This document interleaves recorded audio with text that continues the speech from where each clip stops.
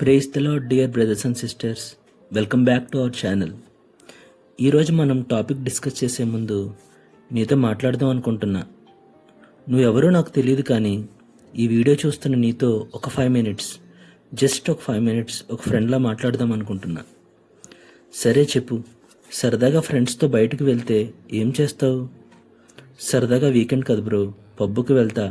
నేను తాగను, కానీ జస్ట్ వైబ్ కోసం అంతే. లేదా బ్రో, నేను మందు తాగను, కానీ సిగరెట్ అస్సలు కంట్రోల్ చేసుకోలేను, ప్రతిసారి పడిపోతా, మళ్ళీ దేవుడి దగ్గరికి వెళ్ళి ప్రార్థన చేసుకుంటా, క్షమించేస్తాడు. లేదా మందు తాగను బ్రో, జస్ట్ ఒక బీర్ అంతే, అది కూడా ఎప్పుడైనా ఫ్రెండ్స్ ఫోర్స్ చేస్తే ఒకేషనల్గా.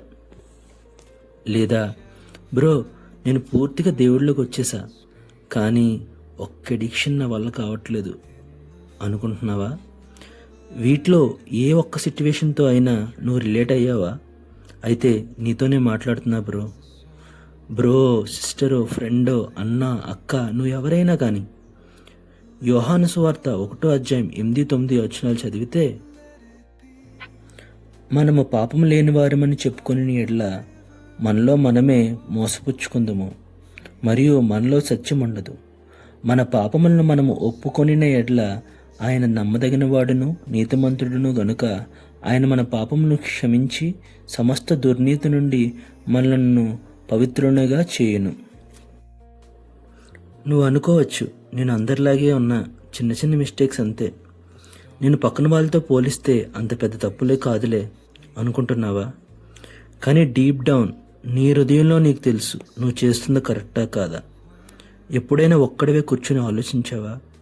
అద్దం ముందుకు వెళ్ళి ఒక్కసారి మనస్ఫూర్తిగా నేను నువ్వు అబ్జర్వ్ చేసుకో. నీతో నువ్వు నిజాయితీగా ఉంటున్నావా? నువ్వు చేసే పాపాన్ని ఒప్పుకుంటున్నావా? తప్పిపోయిన కుమారుడు చాలా దారుణమైన పరిస్థితి వచ్చినంత వరకు తను తెలుసుకోలేకపోయాడు. నువ్వు కూడా అలాంటి పరిస్థితిలో ఉన్నావా? దేవుణ్ణి పాపాలు కడగాలనుకుంటున్నాడు. ప్రభువు నువ్వు ఎప్పుడెప్పుడు ఇంటికి తిరిగి వస్తావా అని ఎదురు చూస్తున్నాడు. లూకా సువార్త 15వ అధ్యాయం 7వ వచనం చదివితే, అటువలే మారుమనసు అక్కరలేని 99 మంది నీతిమంతుల విషయమై కలుగు సంతోషము కంటే మారుమనసు పొందు ఒక్క పాపి విషయమై పరలోకమందు ఎక్కువ సంతోషం కలుగును. నీ పాపాలు ఒప్పుకో, నీ మనస్సు దేవుడు మారుస్తాడు, నీకు రక్షణ ఇస్తాడు. ఈ పాపపు బంధకంలోంచి విడుదల చేసేవాడు మాత్రం దేవుడే. ఈ భూమి మీద పాపం చేయకుండా ఎవరూ లేరు. నేను పాపం చేయలేదు అని ఎవరైనా చెప్పినా కూడా అది అబద్ధం. బైబిల్లో కీర్తనలు 51వ అధ్యాయం 5వ వచనం చదివితే, నేను పాపంలోనూ పుట్టినవాడును, పాపంలోనే నా తల్లి నన్ను గర్భము ధరించను. సో ఈ భూమి మీద బ్రతికిన ప్రతి ఒక్కరూ పాపులే, ఒక్క యేసుక్రీస్తు తప్ప. దొంగతనం, మర్డర్, వ్యసనాలు ఇవే పాపాలు కాదు. నేను బాగుంటే చాలు సెల్ఫిష్నెస్లో ఉండడం, ఎవరైనా ఏదైనా తప్పు చేస్తే వాళ్ళని క్షమించే గుణం లేకపోవడం, అన్ఫర్గివ్నెస్, డబ్బు పరపతి చూసుకొని అహంకారం, ప్రైడ్, నీకు చిన్నప్పటి నుంచి అన్నీ చేస్తున్న తల్లిదండ్రుల మీద కోప్పడటం, యాంగర్, ప్రక్కవాడు బాగుపడితే చూడలేకపోవడం, జెలసీ, ఇవి కూడా పాపాలే. ఆదాము అవ్వ దేవుడికి అవిధేయతగా ఉండి పాపం చేశారు. ఆ అవిధేయత అనే పాపం వాళ్ళకి దేవుడిని దూరం చేసింది. ఎలాంటి పాపాన్నైనా కడగాలంటే దేవుని రక్తం వల్లే సాధ్యం అవుతుంది. నీ పాపాలన్నీ జస్టిఫై చేసుకోవద్దు. సామెతలు 28వ అధ్యాయం 13వ వచనం చదివితే, అతిక్రమములను దాచిపెట్టువాడు వర్ధిల్లడు, వాటిని ఒప్పుకొని విడిచిపెట్టువాడు కనికరము పొందును. దేవుడి దగ్గర ఒప్పుకో. నువ్వు నిజంగా పశ్చాత్తాపంతో దేవుడి దగ్గర నీ పాపాలు ఒప్పుకుంటే నీ మనస్సు చాలా తేలికైపోతుంది. అందుకే దేవుడి దగ్గర ఒప్పుకో మనస్ఫూర్తిగా, దేవా నేను పాపం చేశాను, నన్ను క్షమించు. కానీ మనలో చాలామంది దేవుని స్వరాన్ని వినరు, విన్నట్టు ఉంటారు, దాన్ని ఇగ్నోర్ చేస్తారు. దేవుడు పిలుస్తూ ఉంటారు, కానీ మనం నేను కాదులే, నా వల్ల కాదు, పాపం ఊబిలో ఉన్న నన్ను ఎందుకు దేవుడు పిలుస్తాడు అనుకుంటారు. దేవుడికి పెర్ఫెక్ట్ పీపుల్ వద్దు. మాథ్యూ ఒక ట్యాక్స్ కలెక్టర్. పేతురు పిరికివాడు, భయంతో దేవుడు ఎవరో తెలియదని 3 సార్లు బొంకాడు. మగ్దలేని మరియ 7 సైతానులతో పోరాటం చేసింది. వీళ్ళు ఎవరూ పెర్ఫెక్ట్ కాదు, అయినా సరే దేవుడు వారిని వాడుకున్నారు. అలాగే మనల్ని రక్షిస్తారు, కాపాడుతారు, మనల్ని వాడుకుంటారు. ఆయనకి మనం సరెండర్ అవ్వాలి. మనలో ఉన్న ప్రతి పాపాన్ని కడగల శక్తి దేవుడికి ఉంది. అపవాది ఒక అబద్ధికుడు. పాపం అనే గిల్ట్ పెట్టి నిన్ను ఎప్పుడూ అలా మౌనంగా ఉండేలా చేస్తాడు. నిజానికి పాపాన్ని ఒప్పుకోకపోవడమే ఒక పెద్ద జైలు.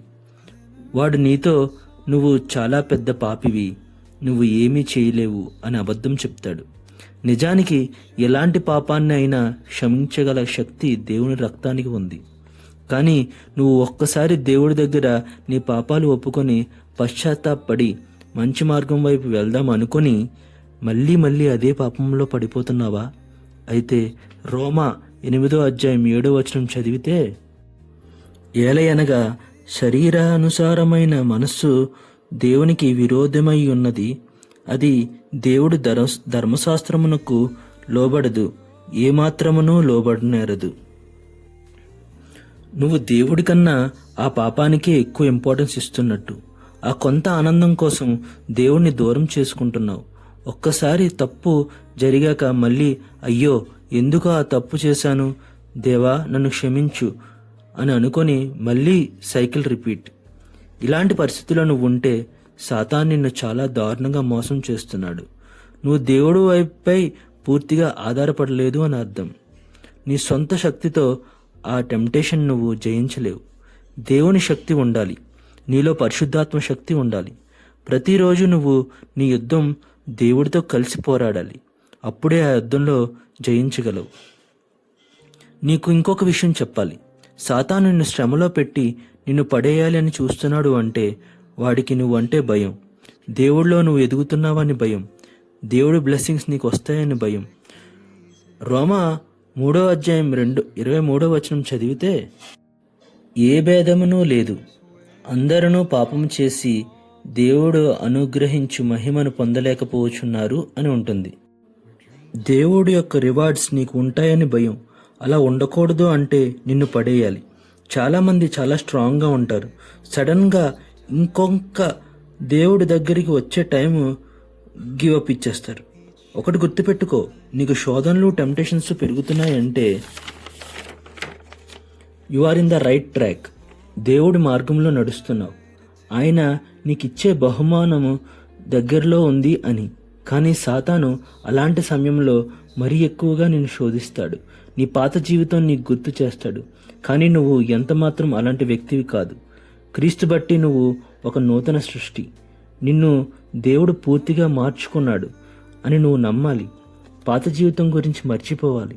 ప్రతిరోజు దేవుడికి విధేయుడిగా జీవించాలి.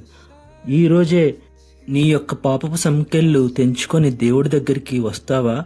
కలిసి అపవాదితో పోరాడదాం. ఆమెన్. ఈ వీడియో మీకు నచ్చింది అనుకుంటున్నాను. ఒకవేళ నచ్చితే please like to share and subscribe.